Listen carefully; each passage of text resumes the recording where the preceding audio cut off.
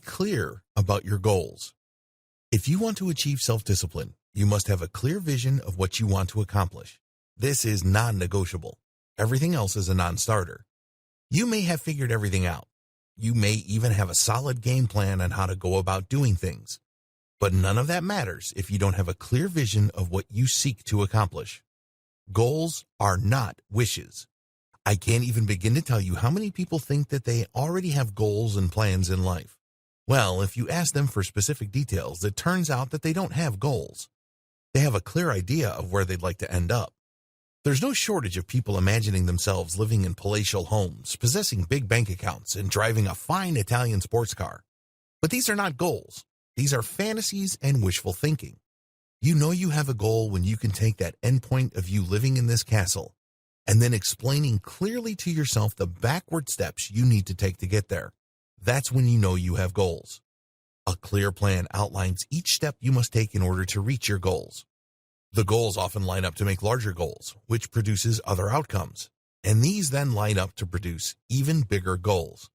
For example, if you want to be a lawyer in California, generally speaking, you have to take the bar exam. For that to happen, generally speaking, you have to go to an accredited law school. Well, the problem is not just anybody can go to law school. Most of the time, you have to have a college degree or some sort of academic credential. While it does happen that people who did not finish high school can become lawyers, they take a different route. If you want to take the general route of becoming a lawyer, then that means you have to get a 4-year degree. To get a 4-year degree, you have to apply to college. To apply to college, you have to take an entrance exam. Do you see how this works? There is the grand goal that you have for yourself, which is to become an attorney. But there are the sub-goals that you have to go through. You have to go on a journey, and with each victory lies another path that requires another victory. That's how life is, regardless of what endpoint you're looking at. Your endpoint might be to find yourself in a grand mansion. Great, awesome. But you have to pay attention to the series of goals that need to be achieved prior to you reaching that endpoint. Goals require prioritization. Once you have a clear idea of the steps that you need to take to achieve your ultimate goal, the next step is to set your priorities straight. You may have a nicely laid out path to go from where you are to where you need to go. That is great. The problem is, if you have other responsibilities, duties, and obligations, it's very easy to get lost in the weeds. It's very easy to think that your job, which doesn't really lead to your goals, is your number one priority. So you don't take classes. You drop semester after semester because you're working on your job. The problem here is that your job isn't tied directly to your goal. Sure, your job produces money so you can afford to work on your ultimate goal, but that is the extent of its proper relationship to your goal. Do you see my point? If you prioritize your job first, then your goal decreases in importance, and before you know it, it goes out of mind. It ceases to be important and you remain stuck where you are.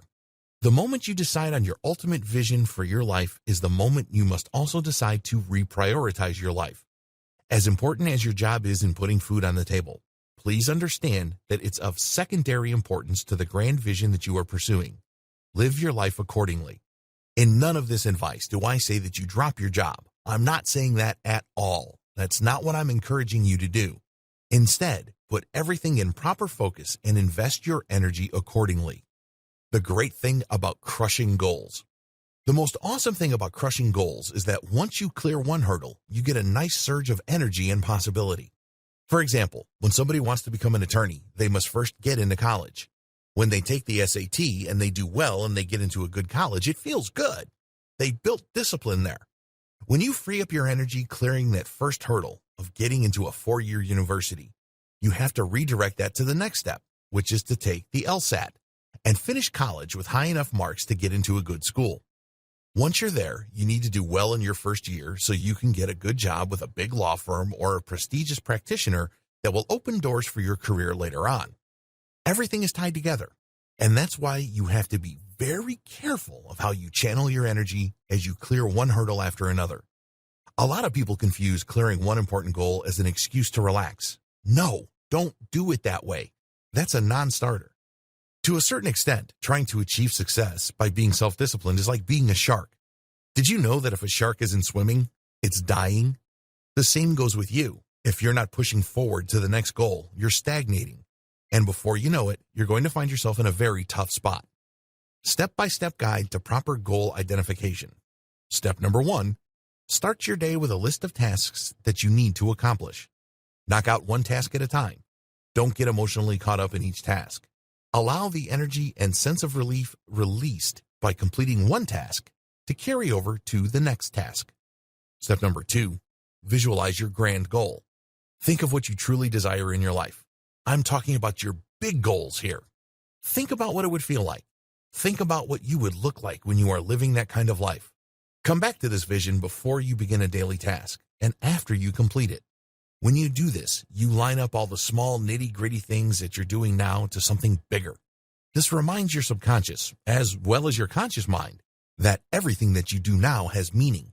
Every step that you take now ultimately will lead to the grand victory you are working so hard for.